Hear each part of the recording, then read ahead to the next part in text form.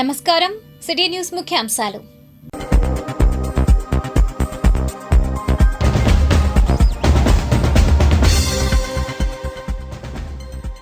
వడ్డేశ్వరంలో కాపు JAC వన సమారాధన సమావేశం. హాజరైన వివిధ రంగాల ప్రముఖులు. మంత్రి లోకేష్ పుట్టినరోజు నేపథ్యంలో క్రికెట్ టోర్నమెంట్ కు సన్నాహాలు. వాల్ పోస్టర్ ఆవిష్కరణ. పోలిట్ బ్యూరో సభ్యులు వర్ల రామయ్యపై పోలీసులకు ఫిర్యాదు. తాడేపల్లిలో కనకారావు మాదిగా వాయిస్. కుక్క కాటుకు చెప్పు దెబ్బ కాదు, మంచి మందులు ఉన్నాయి. డాక్టర్ గోలి రామ్మోహన్ రావుతో మినీ ఇంటర్వ్యూ.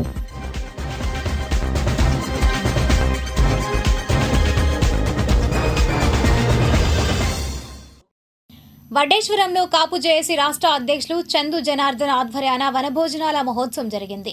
ఈ కార్యక్రమంలో కాపు పెద్దలు Bonda Umamaheswara Rao, Kilari Rosaiah, Vangaveeti Asha Kiran, Akula Ramakrishna, ABM SID chairman Chillapalli Srinivasa Rao, నాయకులు గంజి చిరంజీవి, సుంకర రఘుపతిరావు, వినకోట శ్రీనివాసరావు, జేఏసీ నాయకులు జొన్న రాజేష్, రంగిశెట్టి పెద్దబ్బాయి తదితరులు పాల్గొన్నారు. అనంతరం వారు మాట్లాడారు. ఈ వనభోజన కార్యక్రమంలో ప్రధానంగా సోదరి వినుత కోట గారు కూడా రావటం జరిగింది.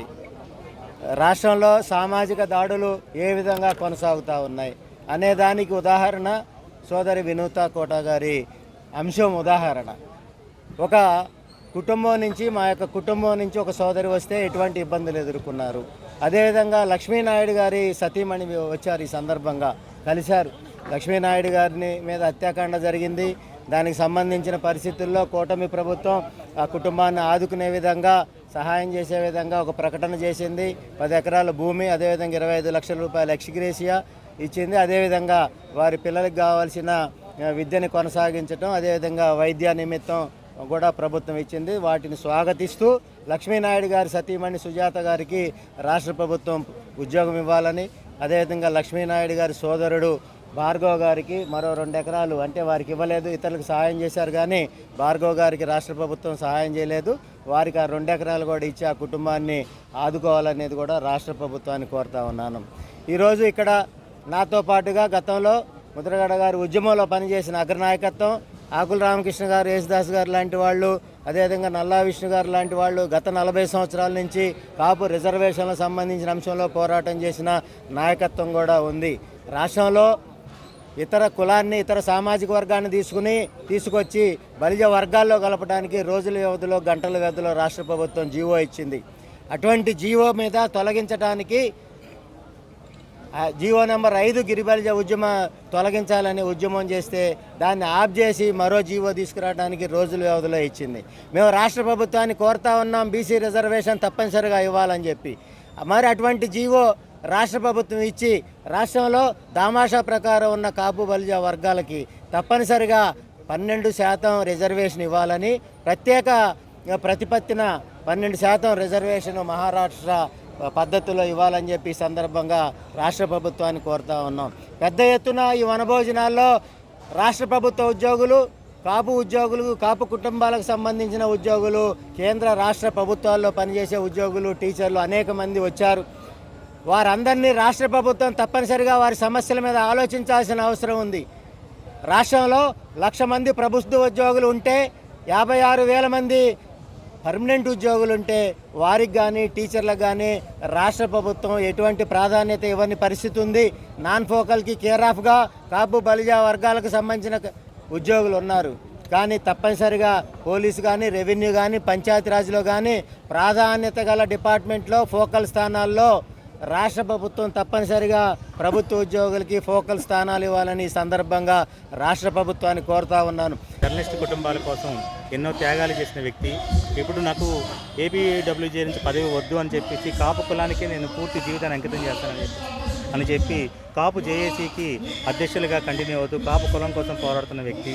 పెదకూరుపాటు సంఘటన కూడా ఆయన వెళ్ళి అక్కడ కుటుంబాలని పరామర్శించడం ద్వారానే ఆ సంఘటన బాహ్య ప్రపంచానికి తెలిసిందన్న విషయం గుర్తుపెట్టుకోవాలి. సంఘటన జరిగిన 2వ రోజు అక్కడికి వెళ్ళిన ఒకే ఒక్క కాపు నేత ఎవరున్నారంటే చందు జనార్దన్ మాత్రమే. చందు జనార్దన్ గారి ఆధ్వర్యంలో ప్రతి సంవత్సరం జరిగే వనభోజనాల్లో భాగంగా బాంబుల నాయుడు గారి తోటలో ఈరోజు జరుగుతున్న వనభోజనాలకి దాదాపు 10,000 మంది పైగా ఇక్కడికి రావడం, అలానే రాష్ట్ర వ్యాప్తంగా నలుమూలల నుంచి కాపు పెద్దలు కావచ్చు, అలానే కాపుల్లో ఉన్న డైరెక్టర్లు కావచ్చు, ఎమ్మెల్యేలు కావచ్చు, అందరూ ఇక్కడ రావడం జరిగింది. ఇక్కడికి వచ్చిన ప్రతి ఒక్కరికి సహకరించిన మీడియా మిత్రులు ప్రతి ఒక్కరికి పేరు పేరున ధన్యవాదాలు తెలుపుకుంటున్నాను. అందరికీ ఉంది, ఎందుకంటే రాజకీయ అంశం మిగతా అంశాలన్నిటినీ కూడా ప్రభావితం చూపిస్తుంది. అందుకనే ప్రతి ఒక్కళ్ళు రాజిస్తుంది, శాసించింది అనేది మీరు నమ్మినా నమ్మకపోయినా దేశం మొత్తం నమ్మిన పరిస్థితి మనం చూస్తున్నాం. తప్పనిసరిగా భవిష్యత్తులో మీరు కోరుకున్న విధంగా ఉన్నతమైన స్థితిలో తప్పనిసరిగా కాపు నాయకత్వం ఉంటుందని ఈ సందర్భంగా తెలియజేస్తూ, నాకు ఈ అవకాశం మీ అందరికీ ఒకవైపే కత్తికి పదును ఉంటుంది, గంజి చిరంజీవికి 2 వైపులా ఉంటుంది. ఎందుకంటే సగం మీలో ఉన్నాను కాబట్టి మీ పదును మా పదును భవిష్యత్తులో కాపు సామాజిక వర్గ ఉన్నతి కోసం అన్ని విధాలుగా మీతో కలిసి ఉంటానని మా నాయకుడు, మన అందరి నాయకులు పవన్ కళ్యాణ్ గారు తప్పనిసరిగా మీరు ఆశించిన స్థాయిలో నిలుస్తారని ఈ సందర్భంగా తెలియజేస్తూ, ఇటువంటి మంచి కార్యక్రమంలో పాల్గొనే అవకాశం ఇచ్చిన కాపు కుటుంబ సభ్యులకి, నాయకులు, ఇవాళ కుల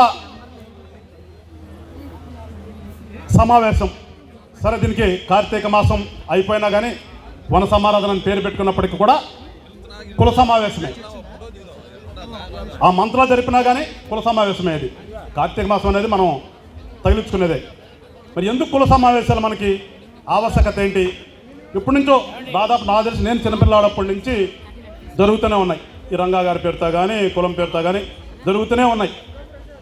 మరి అన్ని కులాలకు కూడా ఈ రకంగా జరుగుతున్నాయా, మనమే జరుపుకుంటున్నామా?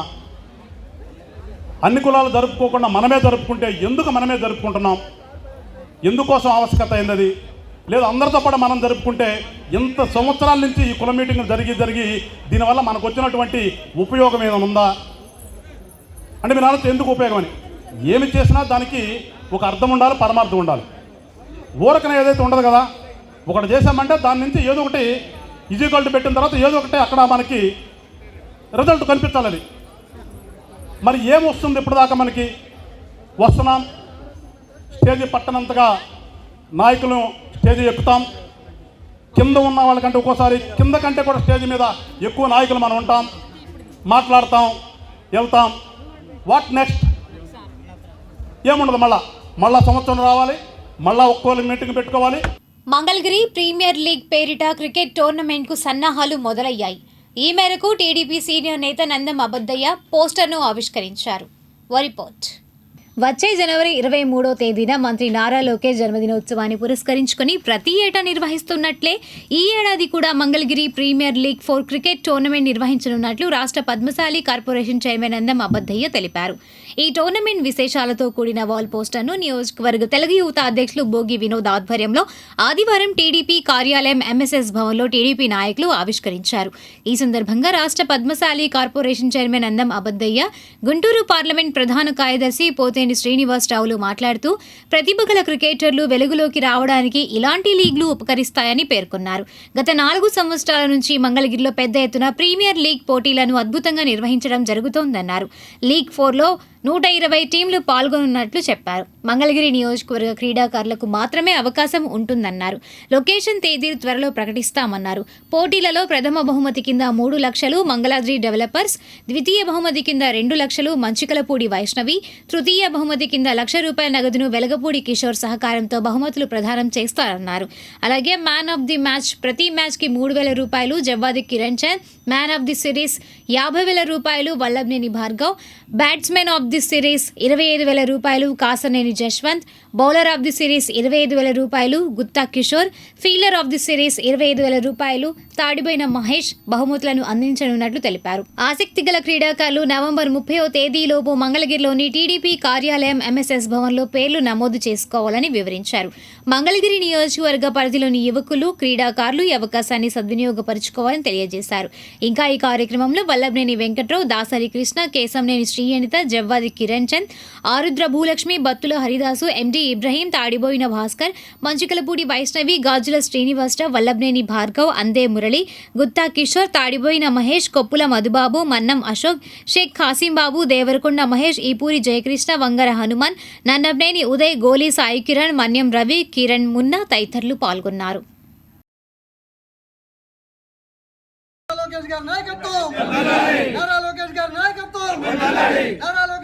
నమస్కారాలు. అదేవిధంగా మీడియా మిత్రులకు కూడా నమస్కారాలు. మరి మంగళగిరి ప్రీమియర్ లీగ్ సీజన్ 4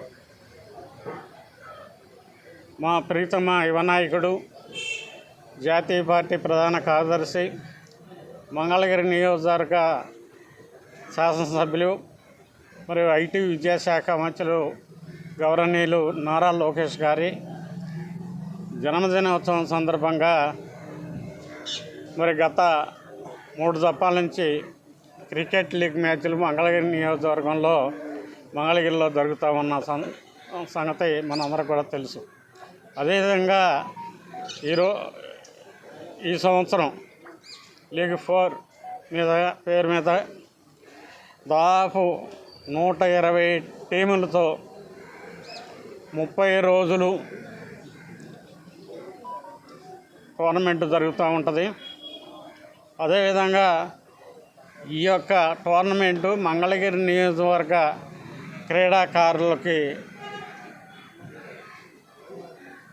క్రీడాకారులకు మాత్రమే ఈ క్రికెట్ లీగ్ మ్యాచ్ వాళ్ళతోనే జరుగుతూ ఉంటుంది.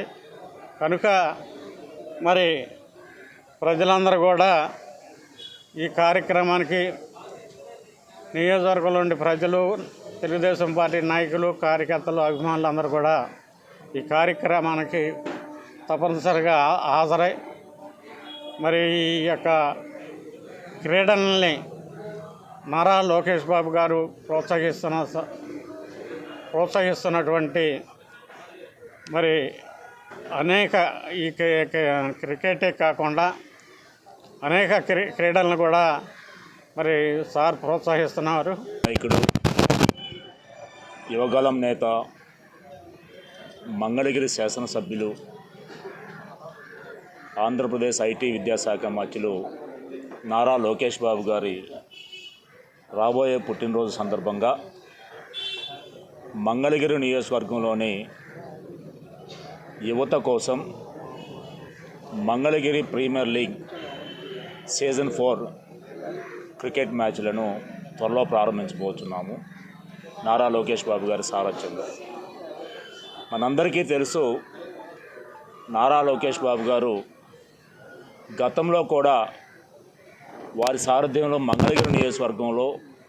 మంగళగిరి నియోజకవర్గంలోని యువత కోసం మాత్రమే ప్రత్యేకంగా 3 పర్యాయాలు క్రికెట్ మ్యాచ్లు, అలాగే వాలీబాల్ టోర్నమెంట్లు, ముగ్గుల పోటీలు, అనేక రకాల ఆటల పోటీలు మంగళగిరి నియోజకవర్గంలో ఏర్పాటు చేసి మనందరం కూడా చూడటం జరిగింది. అవన్నీ విజయం సాధించడం మనందరం చూసాము. ఆ క్రమంలో భాగంగా ఈ రోజున రాబోయే రోజుల్లో మంగళగిరి నియోజకవర్గ పరిధిలోని యువత కోసం ఏదైతే నారా లోకేష్ బాబు గారు ఐటీ విద్యాశాఖ మంత్రిగా విద్యా వ్యవస్థను ఒక అంతర్జాతీయ స్థాయికి తీసుకెళ్తున్నారో, అలాగే యువతలో కూడా క్రీడలను ప్రోత్సహించి క్రీడా నైపుణ్యాన్ని పెంపొందించడం కోసం వారు చేస్తున్న కృషి మనం మర్చిపోలేండి. దానిలో భాగంగా నవంబర్ 30వ తేదీ వరకు కూడా 120 టీమ్స్ ఇందులో పాల్గొనవచ్చు. మొదట వచ్చిన వారికి మాత్రమే ప్రాధాన్యత ఇవ్వబడుతుంది. నవంబర్ 30వ తేదీతో రిజిస్ట్రేషన్ పూర్తవుతుంది. ఈలోపు వచ్చిన వారికి మాత్రమే teams registration Mangalagiri party office కార్యాలయంలో నమోదు చేయబడతాయి.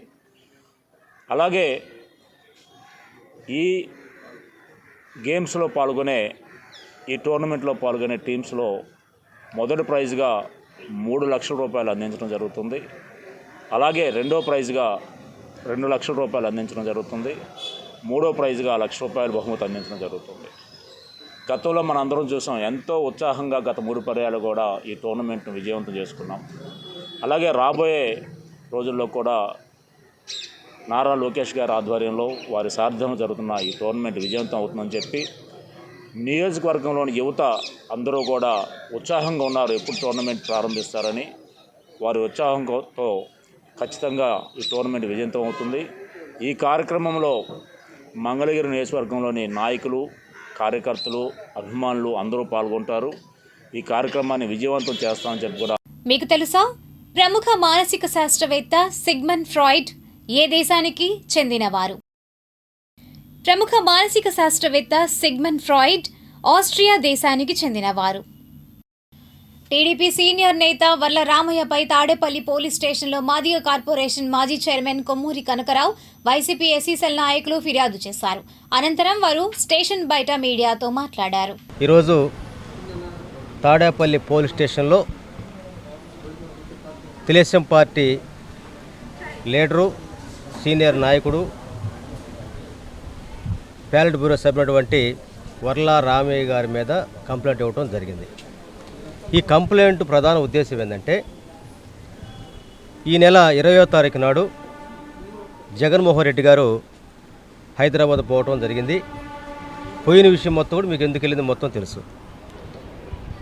బేగంపేట విమానాశ్రయం నుంచి కొన్ని నెలల తర్వాత స్వర్గీయ రాజశేఖర రెడ్డి గారి కొడుకు, మాజీ ముఖ్యమంత్రి హైదరాబాద్ వచ్చిన సందర్భంగా అక్కడున్నటువంటి ఆయన అభిమానులు వేలాదిగా తరలి వచ్చి చాలా నెలల తర్వాత హైదరాబాద్లో అడుగుపెట్టాడు కాబట్టి ఆ నాయకుడిని చూద్దామనేటువంటి ఆనందంతో, ఉత్సాహంతో ప్రజలు మొత్తం కూడా అక్కడ రిసీవ్ చేసుకోవడం జరిగింది. అందులో ఒక అతను ఏదో ప్లకార్డు పట్టుకున్నాడని చెప్పేసి ఆ ప్లకార్డుని ఉదహరిస్తూ వర్లారావి గారు గంగమ్మ జాతరలో వేటలను బలిచ్చినట్టు రఫా ఆడిస్తామని చెప్పేసి అన్నారు.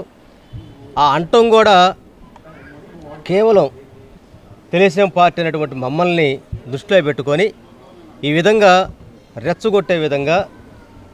రెచ్చగొట్టి ఎవరు ప్రాణాలు తీయాలని చెప్పేటువంటి దానికి జగన్మోహన్ రెడ్డి గారు పురికొల్పుతున్నాడు. అంటే రేపు 29 ఎలక్షన్లో 88 మ్యాజిక్ ఫిగర్ దాటితే ఆ దాటిన దగ్గర నుంచి ఇక తెలుగుదేశం పార్టీ వాళ్ళని రఫా ఆడిస్తామనేటువంటి అభియోగంతో ఆయన తెలుగుదేశం పార్టీ కార్యాలయంలో ప్రెస్ మీట్ పెట్టి మాట్లాడటం జరిగింది. మేము ఈ సందర్భంగా వర్ల రామయ్య గారికి, వాళ్ళ అధినాయకుడైనటువంటి చంద్రబాబు నాయుడు గారికి, అదేవిధంగా తెలుగుదేశం పార్టీ వాళ్ళకి ముఖ్యంగా చెప్పేందంటే, మీరు ఇప్పటికైనా సరే అవాస్తవాల్ని వక్రీకరిస్తూ అవాస్తవాల్ని ప్రజలకి విషాన్ని ఏ విధంగా తేనె కంటే తీపిగా దాగుతున్నారు, ఆ విధంగా మీరు వక్రించి మాట్లాడటం అనేది భావ్యం కాదని సందర్భంగా తెలియజేస్తా ఉన్నాం.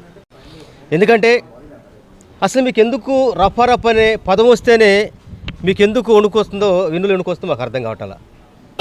ఎంటీఎంసీ పరిధిలో నానాటికి పెరుగుతున్న వీధి కుక్కల సమస్య అలా ఉండగా అవి కాటు వేస్తే పరిస్థితి ఏంటన్న విషయంపై సిటీ న్యూస్ ప్రత్యేకంగా ప్రముఖ వైద్యులు డాక్టర్ గోలి రామ్మోహన్ రావుతో ముచ్చటించింది. సీనియర్ డాక్టర్గా ఉన్న డాక్టర్ గోలీతో నిర్వహించిన మినీ ఇంటర్వ్యూను ఇప్పుడు వీక్షిద్దాం. మంగళగిరిలోని ప్రముఖ వైద్యులు డాక్టర్ గోలి రామ్మోహన్ రావు గారితో మనమున్నాము.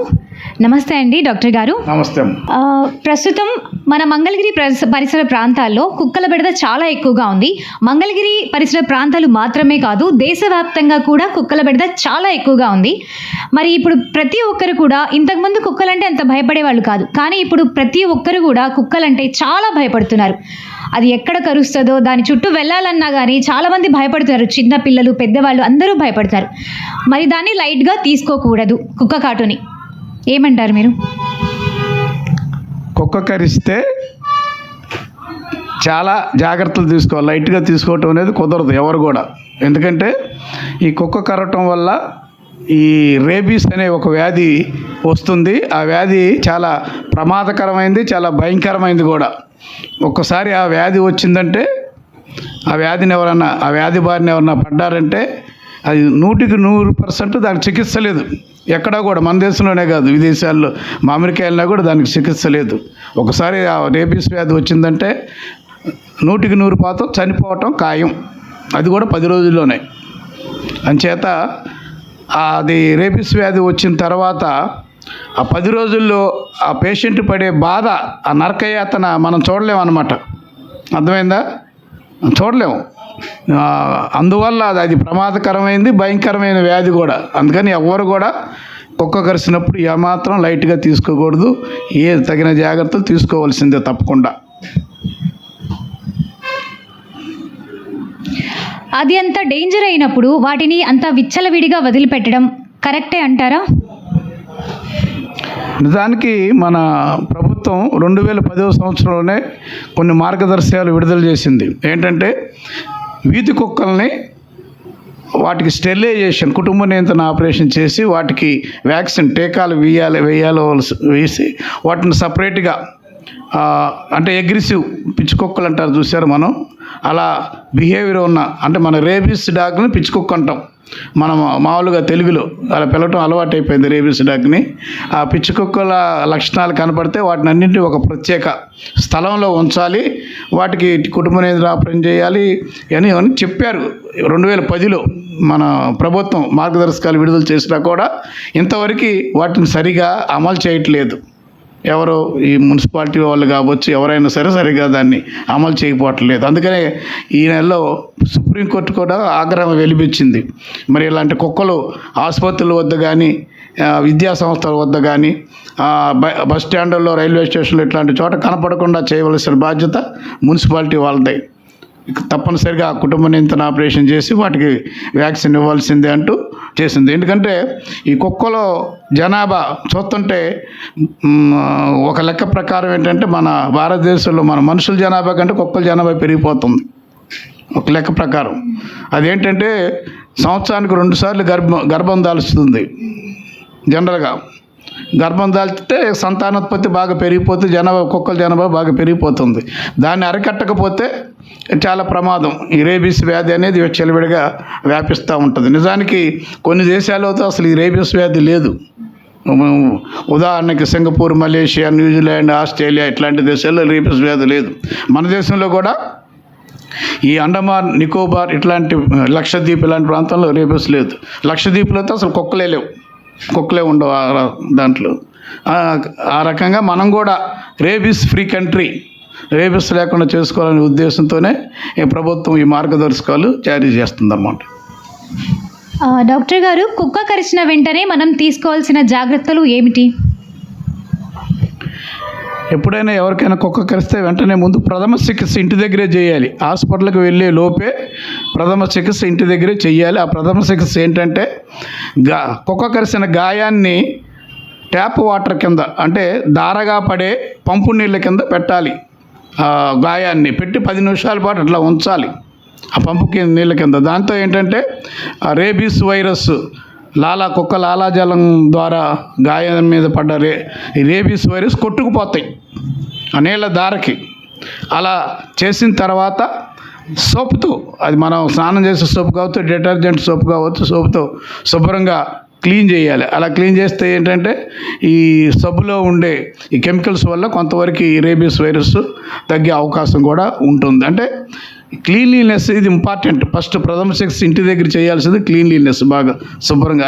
అది ఎవరు కూడా దాన్ని అజాగ్రత్త చేయకూడదు, కంపల్సరీగా చెయ్యాలి మనం హాస్పిటల్కి వెళ్ళే లోపు.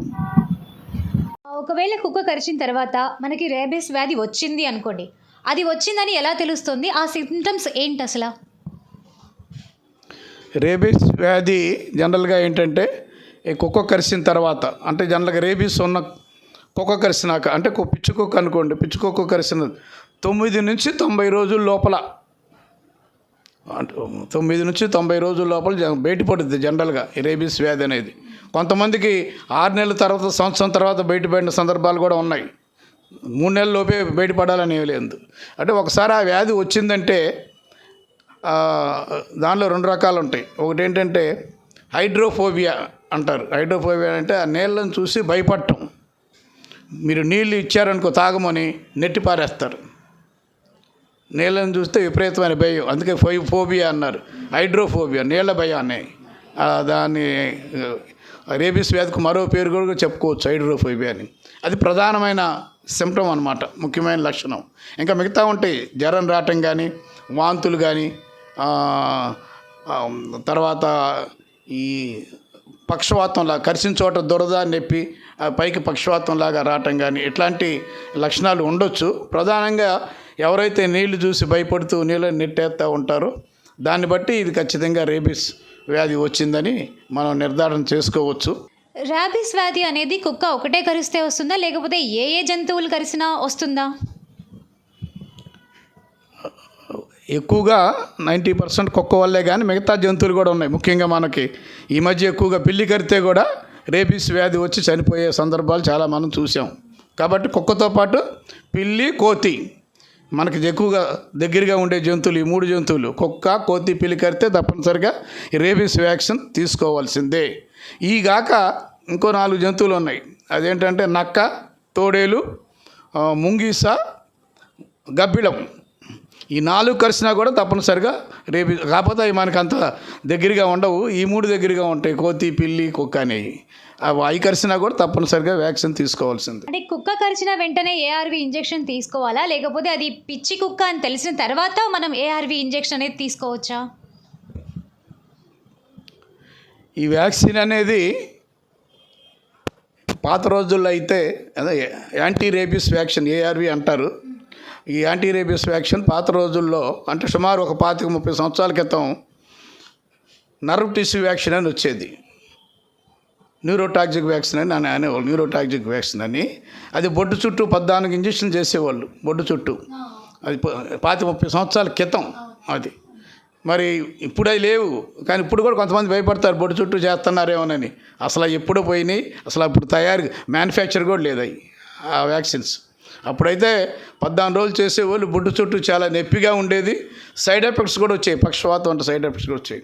ఇప్పుడు వచ్చిన అధునాతన వ్యాక్సిన్లు ఏంటంటే సెల్ కల్చర్ వ్యాక్సిన్ అంటారు. ఇవి 5 డోసులే, అయ్యేదే 14 డోసులు, ఈ 5 డోసులే. అవి బొడ్డు చుట్టూ చేస్తారు, ఈ చేతికి చేస్తారు. అవి నొప్పి ఉండేవి, ఈ నొప్పి ఉండవు.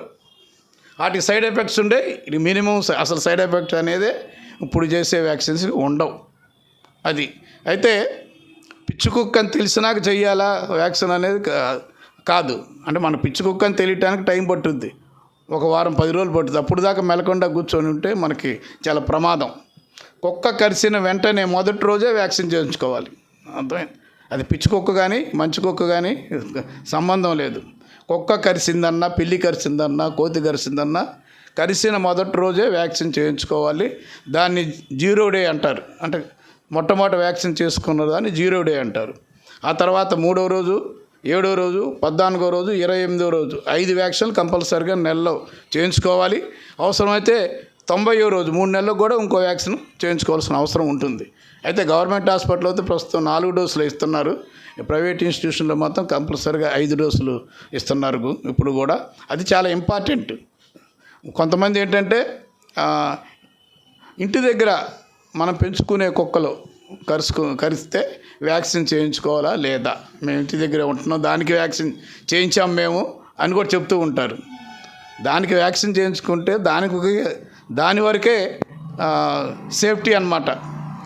ఇప్పుడు మనం పిల్లిని కానీ లేకపోతే కుక్కను కానీ ఇంట్లో పెంచుకుంటున్నాం, దానికి వ్యాక్సిన్ ఇస్తే దానికి సేఫ్టీ, కానీ దానికి చేయించినంత మాత్రం మనకు సేఫ్టీ కాదు.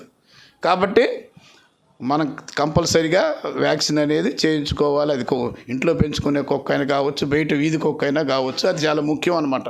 కుక్క కరిచిన గాయంకు ఏఆర్వి ఇంజెక్షన్ సరిపోతుందా, లేదా వేరే ఇంజెక్షన్స్ కూడా ఏమైనా చేయించుకోవాలా? కుక్క కరిచినప్పుడు మనం అదే ఇంతకుముందు చెప్పినట్టు గాయాన్ని క్లీన్ చేసుకోవటం, హాస్పిటల్కి వస్తే ప్రోడిన్, అయోడిన్ అని మందేసి దాన్ని కూడా శుభ్రం చేసి, అవసరమైతే బాగా గాయం ఎక్కువగా ఉంటే డ్రెస్సింగ్ చేస్తారు, లేకపోతే చేయరు అనమాట. అది చేసిన తర్వాత ఏఆర్వి వ్యాక్సిన్ అనేది మొదటి రోజే, కరిసిన రోజే మొదలు పెడతాం. అయితే కొన్ని సందర్భాల్లో ముఖ్యంగా ఏంటంటే పిచ్చి కుక్క కరిసిందని తెలిస్తే, పిచ్చి కుక్క కరిసిందని ఎట్లా తెలుస్తుంది మనకి? ఆ కుక్క చాలా అగ్రెసివ్గా ఉంటుంది, కనపడిన వాళ్ళందరినీ కరుస్తూ ఉంటుంది. మీరు ఆ కుక్కనే ఏం చేయక్కల్లా, మీరు ఎక్కడ నిలబడితే మీ దగ్గరికి వచ్చి కరిసి వెళ్ళిపోతూ ఉంటుంది. అసలు సంబంధం లేకుండా కనపడిన వాళ్ళందరినీ కరుస్తుంది. ఆడికి తెలిసిన వాళ్ళైనా తెలియని వాళ్ళైనా అట్లా. అది దాన్ని బట్టి చెప్తారు ఇది పిచ్చి కుక్కలాగా ఉంది అని. అంటే మిగతా లక్షణాలు కూడా ఉంటాయి. ఇది మోరగటం, దాన్ని నోటెంట నొరుగు రావటం, ఏం తినకపోవటం ఇవన్నీ ఉంటాయి. మనకు కనపడేది అది మెయిన్గా ఏంటంటే అందరూ కరుస్తూ ఉంటుంది అన్నమాట. అలా పిచ్చుకోక కరుస్తుంది. పిచ్చుకోక కరిసినా వెంటనే మనం ఏ కుక్క కరిసినా వెంటనే వ్యాక్సిన్ చేయించుకోవాలని చెప్పాం కదా ఇంతకుముందు. తర్వాత మీరు అడిగినది ఏంటి చెప్పాను. వాళ్ళు ఈ గాయం పెద్దగా ఉన్నప్పుడు, పెద్ద గాయం చేసినప్పుడు, అట్లాగే ఈ బ్రెయిన్కి దగ్గరగా ఉంటే, బ్రెయిన్కి దగ్గరగా ఉన్నప్పుడు ముఖం మీద కానీ, ఈ మెడ మీద కానీ, చేతుల మీద కానీ ఘాట్లు ఉంటే మాత్రం ఈ ఏఆర్వి ఇంజెక్షన్తో పాటు రేబిస్ ఇమ్యునోగ్లోబిన్ అనే ఇంజెక్షన్ కూడా గాయానికి ఇవ్వాల్సి ఉంటుంది. ఎక్కడెక్కడ గాయాలు ఉన్నాయో అక్కడ ఇవ్వాల్సి ఉంటుంది. ముఖ్యంగా ఏంటంటే పిచ్చుకోకని తెలిసినా ఇవ్వాలి, లేకపోతే గాయాలు ఎక్కువగా ఉన్నా కూడా ఇవ్వాల్సిందే తప్పకుండా కూడా. చాలామంది ఏంటంటే మనం వ్యాక్సిన్ ఏఆర్వి చేయించుకొని ఇది అక్కర్లేదులే అని అశ్రద్ధ చేస్తూ ఉంటారు. దానివల్ల చాలాసార్లు వ్యాక్సిన్ చేసుకున్నా కూడా కొంతమంది మరణించిన సందర్భాలు ఉన్నాయంటే ఇవే. ఇది చేయించుకోరు. ఈ రేబిస్ ఇమ్యునోగ్లోబిన్ అనే ఇంజెక్షన్ చేయించుకోకపోవటం వల్ల, రేబిస్ ఇమ్యునోగ్లోబిన్ ఎందుకు చేస్తారంటే, ఇప్పుడు మనం ఏఆర్వి చేయించుకోవటం వల్ల ఏంటంటే యాంటీబాడీస్, రేబిస్ని ఎదుర్కొనే యాంటీబాడీస్ మన శరీరంలో ఉత్పత్తి అవుతాయి. దానికి 10 రోజులు పట్టుద్ది ఆ యాంటీబాడీస్ ఉత్పత్తి అవటానికి. ఈలోపు ప్రమాదం రాకుండా ఉండటానికి ఏంటంటే ఈ రెడీమేడ్ యాంటీబయాటిక్స్, రేబిస్ ఇమ్యునోగ్లోబిన్లో రెడీమేడ్ యాంటీబయాటిక్స్ ఉంటాయి. అంటే వెంటనే మొదటి రోజు నుంచే ఆ రేబిస్ని ఎదుర్కొనే యాంటీబయాటిక్స్ వెంటనే లభ్యం అవుతాయి అన్నమాట. 10 రోజుల దాకా ఆగకుండా. ఏఆర్వి అయితే 10 రోజులు పట్టుద్ది యాంటీబయాటిక్స్. దీనికైతే వెంటనే మొదటి రోజు నుంచే ఎదుర్కొంటాయి. కాబట్టి అది అవసరమైన సందర్భాల్లో తప్పకుండా చేయించుకోవాలి. ఎవ్వరు కూడా అశ్రద్ధ చేయడానికి లేదు. వ్యాక్సిన్ తీసుకునే సమయంలో మనం తీసుకోవాల్సిన జాగ్రత్తలు. వ్యాక్సిన్ తీసుకునే సమయంలో నిజానికి ఆహారంలో ఎలాంటి పథ్యం ఉండదు. చాలామంది అది తినకూడదు, చికెన్ తినకూడదు, అది తినకూడదు అని ఏం పెట్టకుండా ఉంటారు. అలాంటి పథ్యాలు ఈ వ్యాక్సిన్కి ఏవీ లేవు. కాకపోతే ఏంటంటే ఆల్కహాల్ అలవాటు ఉన్న వాళ్ళు మాత్రం ఒక 6 నెలల పాటు దానికి దూరంగా ఉండాలి. ఎందుకంటే ఈ ఆల్కహాల్ తీసుకుంటే ఈ వ్యాక్సిన్ ప్రభావం అనేది కొంతవరకు తగ్గుద్ది. కాబట్టి దానికి దూరంగా ఉండటం మంచిది. అది ముఖ్యంగా తప్పితే వేరే పథ్యం అంటూ ఏమీ ఉండవు. తర్వాత కొంతమంది ఏంటంటే ఈ నాటు మందులు అవి వాడి ఇప్పుడు కూడా కొంతమంది ఏంటంటే ఈ కరిసిన వెంటనే దాని మీద పసుపు, కారం ఇట్లాంటివి చల్లుతూ ఉంటారు. అవి అసలు చేయకూడదు. క్లీన్ చేయటం వరకే మనం చేయాలి. కానీ ఇట్లా పసుపు, కారం చేయటం వల్ల ఏంటంటే రేబీస్ వైరస్ ఇంకా దానికి అతుక్కునే ప్రమాదం ఉంది గాయానికి. అవన్నీ చేయకుండా ఉండాల్సింది. ఈ యాంటీ ర్యాబీస్ వ్యాక్సిన్ అనేది అసలు ఎప్పుడు కనిపెట్టారు? ఎప్పటి నుంచి వ్యాక్సిన్ వేయడం ప్రారంభించారు? ఇది మొట్టమొదటిసారిగా 1885 సంవత్సరంలో లూయిస్ పాశ్చర్ అనే ఒక మహానుభావుడు సైంటిస్టు దీన్ని మొట్టమొదటిసారిగా కనిపెట్టి ఇవ్వటం జరిగింది. మరి ఆయన కనుక కనిపెట్టకపోతే ఈ రేబీస్ వల్ల ఎంతమంది మరణించేవారు, ఎన్ని లక్షల మంది మరణించేవారు చెప్పలేము అన్నమాట. నిజానికి మానవాళి మొత్తం కూడా ఆ లూయిస్ పాశ్చర్కి రుణపడి ఉంటుంది చెప్పాలంటే, ఒక మాటలో చెప్పాలంటే. యాంటీ ర్యాబీస్ వ్యాక్సినేషన్ అనేది మనం కుక్క కరవకపోయినా కానీ ముందు జాగ్రత్తగా మనం ఆ వ్యాక్సినేషన్ చేయించుకోవచ్చా? తప్పకుండా చేయించుకోవాలి. ముఖ్యంగా ఈ కుక్కలతో ఎక్కువగా కాంటాక్ట్ ఎవరైతే ఉంటారో, ఉదాహరణకి ఏంటంటే పెంచుకునే వాళ్ళు కానీ కుక్కలు, కొంతమంది ఏంటంటే కుక్కల్ని పక్కల్లో కూడా పడుకుంటారు, ఏదో పిల్లల్ని పడుకున్నట్టు. ఇప్పుడు ఈ మధ్య పిల్లుల్ని కూడా అట్టాగే పడుకోబెట్టుకుంటున్నారు పక్కల్లో. అలాంటి వాళ్ళు ఎక్కువగా కాంటాక్ట్ ఉన్నవాళ్ళు. అట్లాగే వెటనరీ హాస్పిటల్స్లో డాక్టర్స్, నర్సులు, స్టాఫ్ వాళ్ళందరూ కూడా కరవక ముందే చేయించుకుంటారు ఇంజక్షన్లు.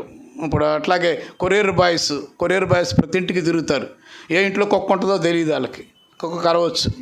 అట్లాగే పోలీస్ శాఖలో ఈ దొంగలను పట్టుకునే కుక్కలు ఉంటాయి, వాళ్ళతో కాంటాక్ట్ ఉన్న వాళ్ళు కూడా ముందుగానే చేయించుకుంటారు. అంటే దీన్ని ప్రీ ఎక్స్పోజర్ వ్యాక్సినేషన్ అంటారు. కరవక ముందే, కరిసిన తర్వాత చేసుకునేది పోస్ట్ ఎక్స్పోజర్ వ్యాక్సినేషన్. కరిసిన తర్వాత, కరవక ముందు ప్రీ ఎక్స్పోజర్ వ్యాక్సినేషన్. ఇది 3 డోసులు చేయించుకోవాలి. మొట్టమొదటి డోసు 0 మొదటి రోజు, రెండోది వారానికి 7వ రోజు, మూడోది 28వ రోజు. 3 డోసులు కరవక ముందే చేయించుకుంటే మనకి ఒకవేళ మనం పెంచుకునే కుక్కకి ఏదన్నా కుక్క కరిసి దానికి రేబీస్ వచ్చినా కూడా మనం ముందుగా క్షేమంగా ఉంటామనే ఉద్దేశంతో ఇలాంటి రిస్క్ ఉన్న వాళ్ళందరూ కూడా ముందుగానే చేయించుకుంటూ ఉంటారు.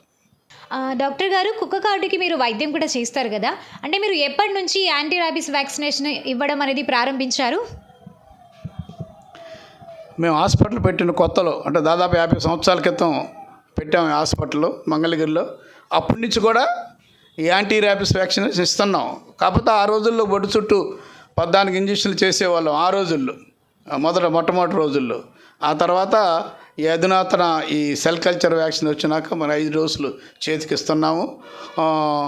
దాదాపు 1,00,000 పైన కేసులు చేసాము. చెప్పాలంటే ఈ రేబీస్ వ్యాక్సినేషను మేము దాదాపు పిల్లి గరిసినా, కుక్క గరిసినా, కోతి గరిసినా తప్పకుండా ఇక్కడికి వస్తారు. మేము అందరూ కూడా ఇస్తున్నాం. అంటే గవర్నమెంట్ హాస్పిటల్లో ఉంది వ్యాక్సినేషన్, అన్ని చోట్ల గవర్నమెంట్ హాస్పిటల్ అవైలబుల్. కానీ మన పేషెంట్స్ ఇక్కడికి నమ్మకం మీద వచ్చే పేషెంట్స్ కూడా చాలామంది ఉన్నారు. వాళ్ళందరికీ ఇక్కడికి వచ్చి వ్యాక్సినేషన్ చేయించుకుంటూనే ఉన్నారు అప్పటి నుంచి కూడా. Thank you so much doctor గారు. మీ విలువైన సమయాన్ని కేటాయించి మాకు మీ సలహా అందించినందుకు థ్యాంక్ యూ సో మచ్. అవగాహన అనేది చాలా ముఖ్యం గవర్నమెంట్. ఎందుకంటే మనకి ఇన్ని కేసులు ఎందుకు వస్తున్నాయి? మన దేశంలో 20,000 మంది ఈ రేబీస్ వ్యాధితో చనిపోతున్నారు సంవత్సరానికి. ప్రపంచంలో మొత్తం 60,000 మంది చనిపోతుంటే మన దేశంలో 20,000 మంది, 3వ వంతు మన దేశంలోనే చనిపోతున్నారు. కారణం ఏంటంటే సరైన అవేర్నెస్, అవగాహన లేదు ప్రజల్లో. ఇట్లా కలిసిన వెంటనే మనం ఈ వ్యాక్సిన్ చేయించుకోవాలి, ఇట్లా రేబీస్ ఇమ్యునోగ్లోబులిన్ కూడా చేయించుకోవాలి ఏఆర్తో పాటు, ఇట్లాంటి అవగాహన లేదు. కొంతమంది ఏంటంటే ఒక వ్యాక్సిన్ చేయించుకొని మానేస్తారు, 1-2 చేయించుకొని పూర్తిగా డోసు పూర్తి చేయరు అనమాట. అది వాళ్ళకి చాలా ప్రమాదకరంగా పరిణమిస్తుంది. కొంతమంది వచ్చి 1 ఇంజక్షన్ లేదా మీరేంది 5 ఇంజక్షన్ చేస్తున్నారు, ఒక ఇంజక్షన్ అనేది లేదు. యాజ్ పర్ షెడ్యూల్ ప్రకారం 0, 3, 7, 14, 28 తేదీల్లో తప్పకుండా చేయించుకోవాల్సిందే. అది అలా చేయించుకుంటే 100% మనం రేబీస్ వ్యాధి రాదు, సురక్షితంగా ఉంటాం. ఈనాటి మంచి మాట. వైద్యుని చిరునవ్వు రోగికి సగం స్వస్థత, మిగతా సగం మందులతో నయం అవుతోంది. AP governor Abdul Nazeer. మంగళగిరిలో స్వచ్ఛ భారత్ కార్యక్రమంలో భాగంగా హెడ్ పోస్ట్ ఆఫీస్ సిబ్బంది ర్యాలీ నిర్వహించారు. ఈ కార్యక్రమంలో post master Srinivasa Rao, B Ramakrishna తదితరులు పాల్గొన్నారు. అనంతరం వారు మాట్లాడారు. పోస్టల్ డిపార్ట్మెంట్ అసిస్టెంట్ సూపరింటెండెంట్గా మంగళగిరి సబ్ డివిజన్ పనిచేస్తున్నాను. భారత ప్రభుత్వము స్వచ్ఛ పక్వాడా కార్యక్రమంలో భాగంగా మా యొక్క డిపార్ట్మెంట్ పోస్ట్కి ఇచ్చిన కార్యక్రమంలో భాగంగా మేము ఈరోజు ఈ ర్యాలీ కండక్ట్ చేసి ప్రజల్లో అవగాహన కల్పించడం కోసం ఈ ర్యాలీని కండక్ట్ చేస్తున్నాము. మహాత్మా గాంధీ కలలుగన్న స్వచ్ఛ భారతదేశాన్ని నిజం చేయడానికి గౌరవనీయ ప్రధానమంత్రి నరేంద్ర మోడీ గారు అక్టోబర్ 2, 2014లో ఈ స్వచ్ఛ భారత్ మిషన్ను ప్రారంభించడం జరిగింది. అప్పటి నుండి ఎన్నో గ్రామాలలో, స్కూల్స్లో, పబ్లిక్ స్థలాలలో కూడా ఈ స్వచ్ఛ భారత్ మిషన్ ద్వారా ఎంతో అభివృద్ధి కనిపించింది. ఇంకా కొంత అభివృద్ధి కల్పించవలసి ఉన్నది. దీన్ని ప్రజలందరినీ కూడా భాగస్వాములు చేయడం, అదేవిధంగా గవర్నమెంట్ ఆర్గనైజేషన్స్, స్కూల్స్ కావచ్చు, ఎడ్యుకేషన్ ఇన్స్టిట్యూట్స్ అన్నీ కూడా భాగస్వామి చేయడంలో భాగంగా మా డిపార్ట్మెంట్ ఇచ్చిన పిలుపులో భాగంగా మేము దీన్ని ర్యాలీని నిర్వహించడం జరిగింది. దీనికి సంబంధించి కూడా ప్రజలందరూ కూడా మన పరిసరాలను పరిశుభ్రంగా ఉంచుకొని తద్వారా మన గ్రామాన్ని, మన రాష్ట్రాన్ని, మన దేశాన్ని కూడా మన ప్రభుత్వం తలపెట్టినటువంటి ODF అంటే బహిరంగ మలమూత్ర విసర్జన లేని గ్రామాలుగా, మరియు అదేవిధంగా ఎక్కడ కూడా ఎటువంటి ఉమ్ము వేయటం కానివ్వండి, పరిసరాలను అపరిశుద్ధం చేయకుండా మన జనసమర్థ ప్రాంతాలని శుభ్రంగా ఉంచవలసిందిగా కోరుచున్నాం. Thank you very much. Srinivasa Rao, postmaster Mangalagiri. పరిసరాలను పరిశుభ్రంగా ఉంచాలనే అంశం మీద మా డిపార్ట్మెంట్ ఇచ్చిన పిలుపు మీద మేము ఈ కార్యక్రమం చేపట్టాం.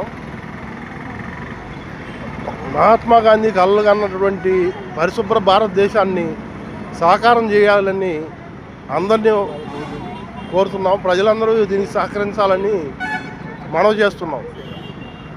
పేరు బమ్మిడి రామకృష్ణ అండి, post man Mangalagiri head office, Mangalagiri sub division, Guntur division, Andhra Pradesh circle. ఈ స్వచ్ఛ భారత్ పక్వాడా అనే కార్యక్రమాన్ని భారత ప్రభుత్వం ఘనంగా నిర్వహించబోతుంది. ఈ కార్యక్రమాన్ని అన్ని ఆర్గనైజేషన్లు చేస్తుంది. దీని అర్థం ఏంటంటే స్వచ్ఛ భారత్ అంటే క్లీన్నెస్, పక్వాడా అంటే 15 రోజులు. అంటే దీని గోల్ ఏంటంటే శానిటైజేషన్, క్లీనింగ్ ఉండాలి దీని గోలు. దాని ప్రకారంగా భారత ప్రభుత్వం ఆదేశాల ప్రకారంగా మా పోస్టల్ డిపార్ట్మెంట్ వారు, మా CPMG అండ్ మా డివిజన్ సూపరింటెండెంట్ ఆదేశాల మేరకు మేము ఈ కార్యక్రమం చేస్తున్నామండి. అందరూ ప్రజలు కూడా పరిశుభ్రంగా పాటించి ఆరోగ్యాలు కాపాడుకోవాలని కోరుకుంటూ ముగిస్తాను. మంగళగిరి ఈద్గాలో అంజుమన్ ఆధ్వర్యాన పేద ముస్లిం విద్యార్థులకు ఉపకార వేతనాలు పంపిణీ చేశారు. ముఖ్య అతిథులుగా మైనార్టీ హక్కుల పరిరక్షణ సమితి రాష్ట్ర అధ్యక్షులు ఫారూక్ షుబ్లీ సాహెబ్, ఆంధ్రప్రదేశ్ వర్క్ బోర్డు మెంబర్ షేక్ అక్రమ్ సాహెబ్, రాష్ట్ర minorities corporation director MD Ibrahim, Islam front అధ్యక్షులు షేక్ రియాజ్, కార్యదర్శి షేక్ ఖాజా మొహిద్దీన్ హాజరయ్యారు.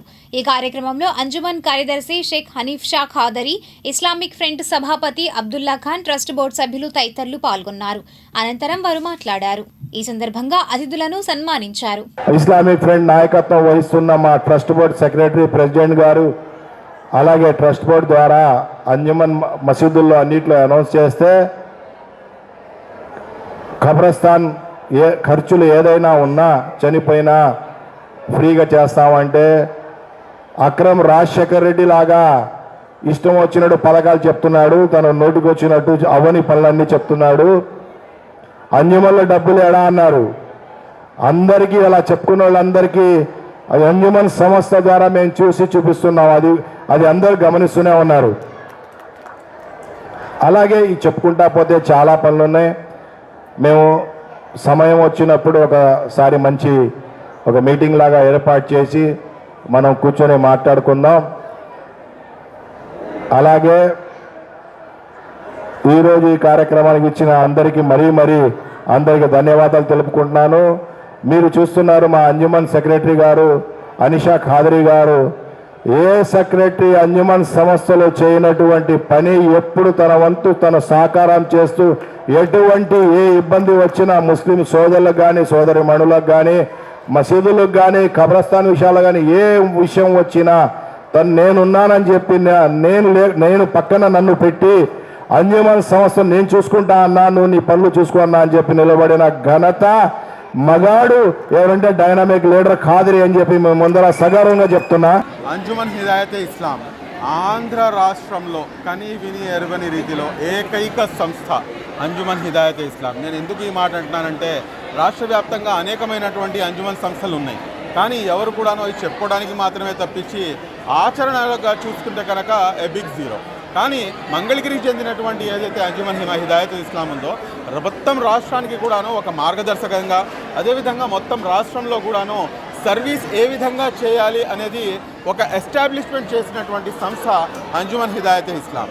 అంజుమన్ హిదాయత్ ఇస్లాం తరపు నుంచి దాదాపు 650 మంది విద్యార్థులకు ఉపకార వేతనాలను ఈ రోజున అందించడం అనేది నిజంగా చాలా అభినందించదగ్గ అంశము. ఎందుకంటే ఒక జాతి కనుక ముందుకు అడుగు వేయాలంటే కనుక ఎడ్యుకేషన్ అనేది చాలా ఫోర్మోస్ట్ ఇంపార్టెంట్ థింగ్.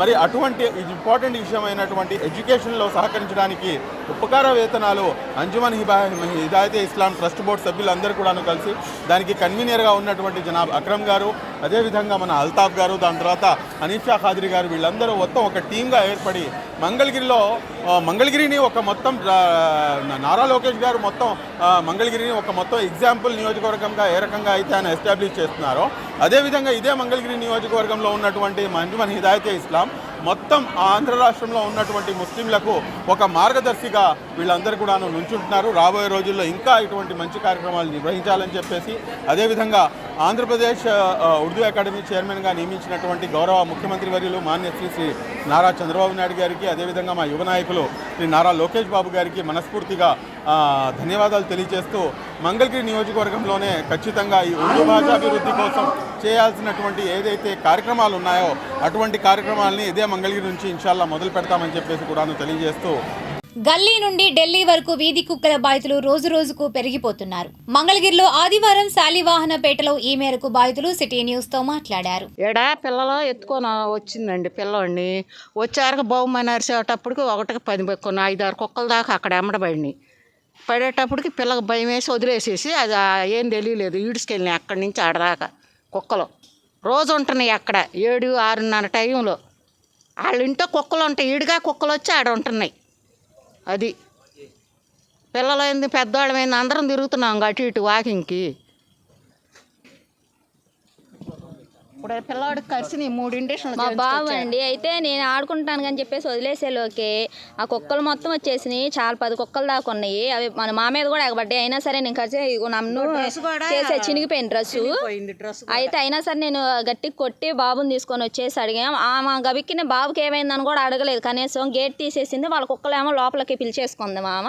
నేను బాబుని తీసుకొని గబగబా ఇంకా హాస్పిటల్కి వెళ్ళి వచ్చేసాం. ఇంజూరీ అయింది బాగా. ఇంక ఇంజక్షన్లు చేశారు, ఇంకా చెయ్యాలని చెప్పేసి ఇంజక్షన్లు అని చెప్పేశారు. కొంచెం ఆ కుక్కల మీద మీరు యాక్షన్ తీసుకోండి అండి. వాళ్ళ కుక్కల గురించి ఇడిగా కుక్కలు కూడా వస్తున్నాయి పైన. చాలా మంది పిల్లలు ఆడుకోవాలి కదా, ఇప్పుడు చాలా మంది ఉన్నారు. చాలా వస్తున్నాయి అనుకోవటమే. పిల్లల్ని అయితే పీకేసినాయి అనుకున్నాం మేము. ఆ దడ ఇంతవరకు తగ్గలేదు నాకు అయితే. అసలుకి ఏడే కూర్చొని ఉన్నాం. అటు నుంచి ఇటు నుంచి అందరం తిరుగుతాం కదా. 6:30, 7 టైంలో కంపల్సరిగా ఉంటున్నాయి అక్కడ. నైట్ ఎక్కువైపోయినాయి సార్. ఆమె బాగా అలవాటు చేసింది. చాలా మంది పిల్లలు అంటున్నారు. ఆమె పిలిచి మరి బాగా అలవాటు చేసింది కుక్కలన్నీ. అన్నం పెడతాం, అవి పెడతాం. అసలు ఏం చెప్పి నా ఇష్టం అంటుంది. ఏదైనా అంటే మా మీద పోటాడుతుంది. నా ఇష్టం, నేను పెడతాను, మీకేంటి అన్నట్టుగా. యాక్షన్ తీసుకున్నాం గట్టిగా. ఎంత భజన, ఎన్ని కుక్కలు పెంచిద్దు, అన్నం వేసిద్ది. అక్కడ కుక్కలు కూడా వేసిద్ది అన్నం. అంతే, నా ఇష్టం, నేను పెంచుకుంటాను, ఎవరు ఏం చేయలేదు నన్ను అని అంటారు. లేకపోతే ఖాళీ చేసి వెళ్ళిపోమంది మమ్మల్ని. మా సొంత ఇల్లే మేము ఖాళీ చేసి వెళ్ళిపోమంది. నేను కుక్కలు పెంచేది నందిని. ఇంటి పేరు కొల్లోళ్ళు పెట్టుకుంది. అది ఇప్పుడు వాళ్ళ కుక్కలు ఉంటే వాటి గురించి ఇడిగా వస్తున్నాయి, చాలా వస్తున్నాయి. అది అండి మా వీధిలో గతంగా ఇక్కడ మేము 2 సంవత్సరాల నుంచి ఉన్నామండి. ఇక్కడ దగ్గర మనకు ఒక 50 నుంచి 60 మంది పిల్లలు ఉన్నామండి మేము. సో ఒక రోజు అయితే మొత్తం కుక్కలు 4 కుక్కలు ఇంట్లో వచ్చాయండి. ఇంట్లో వచ్చి నేను అసలు షాప్కి వెళ్ళి లోపల రాగానే 2 నల్ల కుక్కలు అసలు పైకి అయితే ఎగిరాయండి నా మీదకి కూడా. సో నాకు కూడా ఒక ఘాట్ పడింది కాలు మీద. పిల్లలు కూడా, మా పిల్లలు ఇక్కడ ఆడుతూ ఉంటారు. 50 మంది పిల్లల వరకు ఉన్నాము. గవర్నమెంట్ కనీసం ఇనిషియేటివ్ కంపల్సరీగా తీసుకోవాలి. మేము ఎప్పటి నుంచో అడుగుతున్నాము. ఈ కుక్కల వల్ల పిల్లలు అసలు బయట అసలు వదలడానికి మనకు కుదరట్లేదు. పిల్లలు కాసేపు ఏదో కొంచెము ఆడుతారు అనేసి మేము బయట వదులుతాము. సో ఈరోజు అయితే బాబు, చిన్న బాబు, 2 years బాబు అండి. ఆ బాబుకి అసలు లాక్కొని వెళ్ళిందంట. అసలు ఘాట్లు కూడా పడ్డాయి బాగానే. మేము అసలు చాలా బాధపడుతున్నాం కుక్కల గురించి అయితే. కుక్కల్ని పెంచి, వీధి కుక్కల్ని పెంచడం తప్ప అంటే సేఫ్టీ కోసం పెంచచ్చు, లేదనట్లేదు. కానీ మా పిల్లలకి సేఫ్టీ కావాలి. మాకు పిల్లలకి సేఫ్టీ కావాలండి. పిల్లలకి సేఫ్టీ చాలా ఇంపార్టెంట్. మేము బయట అసలు కాసేపు, ఇప్పుడున్న బిజీ షెడ్యూల్లో కాసేపు పిల్లల్ని ఆడిపిస్తాం మేమేమో, వాళ్ళు హెల్తీగా ఉంటారనేసి. అలాంటప్పుడు ఇలా కుక్కలు మీద పడి అసలు చాలా ఇంజ్యూర్ అవుతున్నారు పిల్లలు అయితే. దీని మీద గవర్నమెంట్ అయితే చాలా ఇనిషియేటివ్ మాత్రం తీసుకోవాల్సిందే ఖచ్చితంగా. ఇది మంగళగిరి అండి. ఇక్కడ మనము వీవర్స్ కాలనీ కూడా అంటాం మనం ఇక్కడ, శాలివాహన. సో ఇక్కడ కంపల్సరీగా గవర్నమెంట్కి ఇది ఒక రిక్వెస్ట్ అనుకోండి. సో ఈ కుక్కల నుంచి మనకి ఎలాగైనా మీరు కాపాడాల్సిందే. మంగళగిరి, కురగల్లు PACSలలో రైతుల సొమ్ము గల్లంతు వ్యవహారం పోలీస్ స్టేషన్కి ఎక్కింది. ఈ మేరకు బాధితులు ఆదివారం మీడియాతో మాట్లాడారు. బ్యాంక్కి సొసైటీ వడ్డీ ఇస్తామని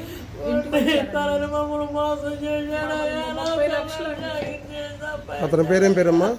రమేష్ అండి. అడుగుతుంటే ఏమంటున్నాడు?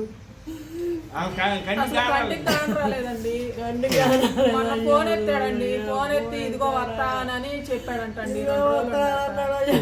రాలేదండి. ఇప్పుడు పోలీస్ స్టేషన్లో కంప్లైంట్ ఇచ్చారా మీరు? వెళ్తే తీసుకోమన్నారు. ఏమన్నారు పోలీసు వారు? వద్దన్నారండి, తీసుకోము కేసు అని చెప్పారండి.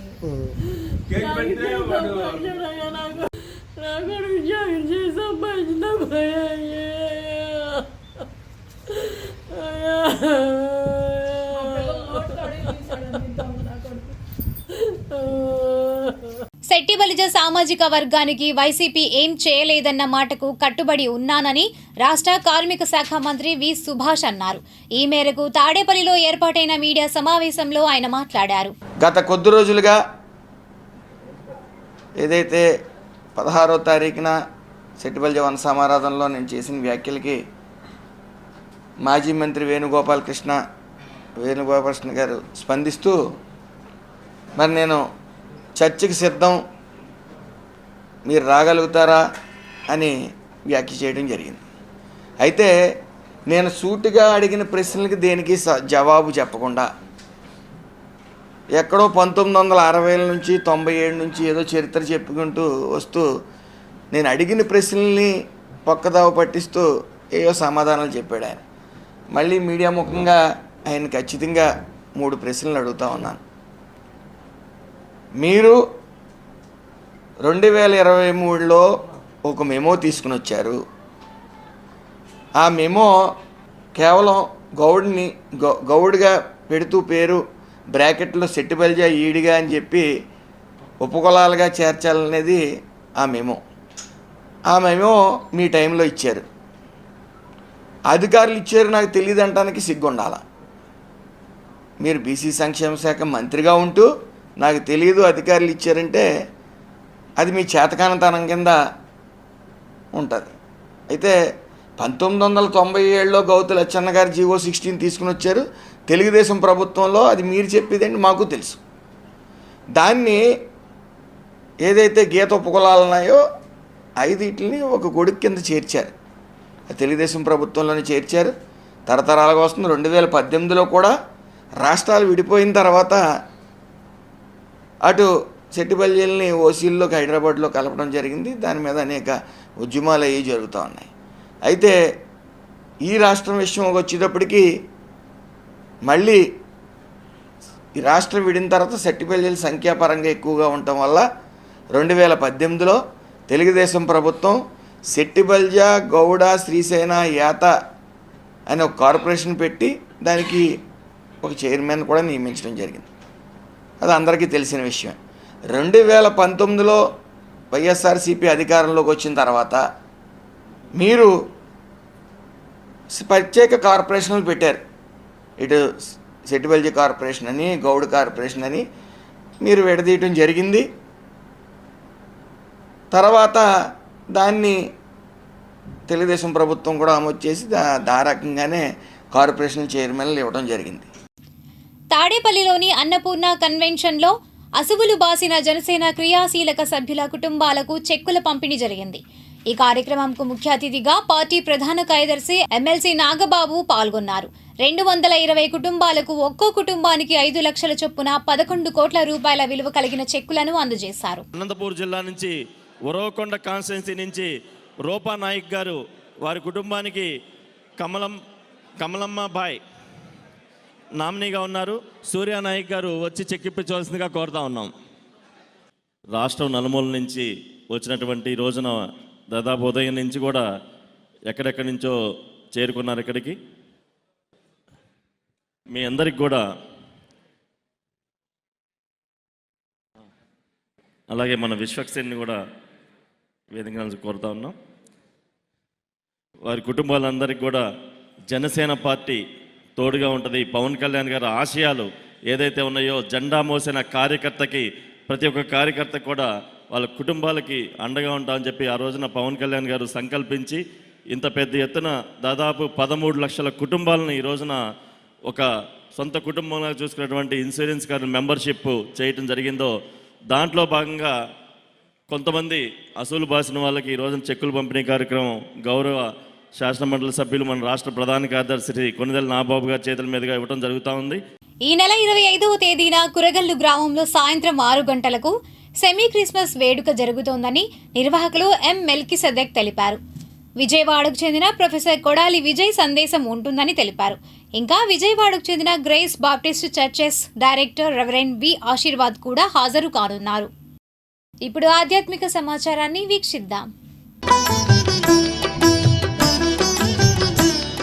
మందడం శివాలయం ఎదురుగా ఉన్న శ్రీ షణ్ముఖ వారాహి పీఠం వద్ద ఈ నెల 20వ తేదీ మంగళవారం పంచమి సందర్భంగా ఉదయం 9 గంటలకు నవనాగుల ప్రతిష్ఠ, వారాహి అమ్మవారికి పంచమి విశేష స్నాన హోమ పూజ కార్యక్రమాలు, 26వ తేదీ బుధవారం ఉదయం 5 గంటలకు స్వయంభూగా వెలసిన శ్రీ సర్వ సుబ్రహ్మణ్యేశ్వర స్వామివారికి 13,200 లీటర్లు ఆవు పాలతో అభిషేకం జరుగుతోంది. వివరాలను శ్రీ షణ్ముఖ వారాహి పీఠం మురుగన్ గురుస్వామి నండూరి రమేష్ తెలిపారు. సర్ప సుబ్రహ్మణ్యారోం హర. శ్రీ షణ్ముఖ వారాహి పీఠం మందడం గ్రామం శివాలయం దగ్గర ఒక స్వగృహంలో ఈశాన్యంలో స్వామివారు స్వయంభూగా సర్పరూపంలో ఉన్నారు. ఇక్కడ 2015 నుంచి ఆరుపడై వీడు కావడి మహోత్సవం చేస్తూ ఈ సంవత్సరం 11వ అగ్నిగుండ కావడి మహోత్సవం జరగబడుతుంది. 24వ తేదీ సాయంత్రం 9 గంటలకు అగ్నిగుండంలో నడిచి 25 ఉదయం నవనాగుల ప్రతిష్ఠ జరుగుతుంది. 26/11/2025 సుబ్రహ్మణ్య షష్ఠి సందర్భంగా స్వామివారికి 13,200 ఆవు లీటర్ల పాలతో స్వామివారికి నవనాగులకి విశేషంగా ఆ పుట్టకి ఆవపాల అభిషేకం జరుగుతుంది. సుబ్రహ్మణ్య షష్ఠి ఎంతో గొప్ప రోజు. అటువంటి సుబ్రహ్మణ్య తత్వం పార్వతీ పరమేశ్వరుల యొక్క బిడ్డ జన్మించిన రోజు మార్గశిర శుద్ధ షష్ఠి కావున భక్తులెల్లరూ విచ్చేసి ఆ కార్యక్రమంలో పాల్గొని ఇక్కడ ఈ షణ్ముఖ వారాహి పీఠం నందు వారాహి శాంతమూర్తిగా ఉంటుంది. ఈ వారాహి తల్లిని కూడా దర్శించి ఆ యొక్క అమ్మవారి కృపకు కూడా పాత్రలు కావాల్సిందిగా భక్తులను కోరుచున్నాను. గురువే శరణం. అదేవిధంగా మా గురువర్యులు మదురై నుంచి శంకరేశ్వర స్వామి వారి యొక్క పర్యవేక్షణలో ఈ నవనాగుల ప్రతిష్ట మరియు 13,200 లీటర్ల అభిషేక కార్యక్రమం మా గురువుగారు మా దైవ సమానులైన శంకరేశ్వర స్వామి వారి యొక్క పర్యవేక్షణలో జరుగుతుంది. కావున చుట్టుపక్కల గ్రామాల ప్రజలందరూ విచ్చేసి ఈ సుబ్రహ్మణ్య షష్ఠి కార్యక్రమంలో పాల్గొని తీర్థప్రసాదాలు స్వీకరించ ప్రార్థన ప్రసాద వితరణ కార్యక్రమం ఉంటుంది. కావున భక్తులెల్లరూ అమరావతి రైతు ప్రాంత ప్రజలందరూ వచ్చేసి ఈ యొక్క కార్యక్రమంలో పాల్గొనండి. అమరావతి దిగ్విజయంగా విజయం చెందాలని అభివృద్ధి చెందాలని కోరుకుంటూ మనస్ఫూర్తిగా ఈ షణ్ముఖ వారాహి పీఠం నుంచి విజయ ఆశీస్సులు ఇస్తూ ఆ యొక్క అమరావతి అభివృద్ధి చెందాలని మనస్ఫూర్తిగా కోరుకుంటూ ఆ యొక్క సుబ్రహ్మణ్య షష్ఠిని విజయవంతం చేయవలసిందిగా భక్తులను కోరుచున్నాను. గురువే శరణం. మంగళగిరి శ్రీ లక్ష్మీ నరసింహస్వామి వారి దేవస్థానం వద్ద భగవాన్ శ్రీ సత్యసాయి బాబా శత జయంతి సందర్భంగా సత్యసాయి సేవా సమితి ఆధ్వర్యాన అన్నదాన కార్యక్రమం నిర్వహించారు. ఈ కార్యక్రమంలో టీటీడీ ట్రస్ట్ బోర్డు సభ్యురాలు Thammisetti Janaki Devi, MTMC assistant commissioner P Srinivasa Rao, VV Prasad, సమితి ప్రతినిధి డాక్టర్ రామారావు తదితరులు పాల్గొన్నారు. అనంతరం వారు మాట్లాడారు. మాకు ఈ పుట్టపర్తి సాయిబాబా గారి పాటలు, కథలు ప్రతిరోజు కూడా 1 గంట సేపు జరుగుతూ ఉండే ఈ కార్యక్రమాల్లో ఈ రోజున అన్ఎక్స్పెక్టెడ్గా హాజరు కావడం నాకు ఎంతో ఆనందంగా ఉంది. ఇలాంటి కార్యక్రమాలు అది దైవ కృప అనుకుంటాను. మాకు ప్రతి శనివారం, గురువారం ప్రత్యేకంగా 2 hours అయితే ఉంటాయి. ఆ రోజుల్లో ప్రత్యేక ప్రార్థనలు, కథలు చెప్తూ ఉండేవారు. మరి పుట్టపర్తి సాయిబాబా గురించి తెలియని వారేమీ లేరు. మన భారతదేశం అంతా కూడా అనేక మంది విచ్చేయడం జరిగింది. అంతేకాకుండా ఈ రోజున ఆంధ్రప్రదేశ్లోని అన్ని ప్రభుత్వ కార్యాలయాల్లో కూడా పుట్టపర్తి సాయిబాబా గారి వేడుకలు జరిపి వారికి ప్రత్యేక గుర్తింపు తీసుకురావాలని ప్రభుత్వం గారు ఆదేశించడం జరిగింది. మా పురపాలక సంఘంలో కూడా ఈ కార్యక్రమం జరపడం జరిగింది. ఈ రోజున పుట్టపర్తి సాయిబాబా గారి సూచనలు ఇంకా పాటిస్తూ ప్రముఖ పెద్ద ఆర్థికంగా ముందున్న దేశాలన్నీ కూడా చాలా అభివృద్ధి పథంలో ఉన్నాయి కూడా ఆయన యొక్క సూచనలు పాటిస్తూ ఇంకా అభివృద్ధి చెందుతూ మనకి ఆదర్శంగా నిలబడుతున్నారు. మరి వారి సేవలు చెప్పాలంటే చాలా నీటి సరఫరానే కాదు, ఎక్కడైతే ప్రతి పనికి కూడా ప్రతి జీవికి, ప్రపంచంలో ఉన్న ప్రతి జీవికి నీరు లేదే మాత్రం మనం మనుగడ లేదు. అలాంటిది ఆయన నిధులతో ప్రత్యేకంగా వాటర్ సప్లై పుట్టపర్తిలో చుట్టుపక్కల గ్రామాలకి కొన్ని వేల కోట్లతో చేయడం జరిగింది. సాయి జయంతి జరుపుకోవడం, ఆ కార్యక్రమానికి నన్ను ఆహ్వానించడం, సాయి ఆశీస్సులు ఉండాలని చెప్పేసి రామారావు గారు చెప్పారు. ఉంటేనే నేను ఇక్కడికి రాగలిగానని నేను అనుకుంటున్నాను. కాబట్టి మనమంతా, మీరు ఎంత సాయి భక్తిలో నాకు తెలుసు. కొన్ని సంవత్సరాల నుంచి మ్యూజిక్ మిస్ ద్వారా మీ సాయి ఆశ్రమానికి కూడా నేను వచ్చానండి. ఆశ్రమానికి వచ్చి అక్కడ మీరు చేసే సేవలో కూడా పాల్గొన్నాను. అది ఇప్పటికీ నాకు ఈ స్థాయికి రావడానికి కూడా గురువుల అనుగ్రహం ఉందనే దానికి నేను నమ్ముతాను.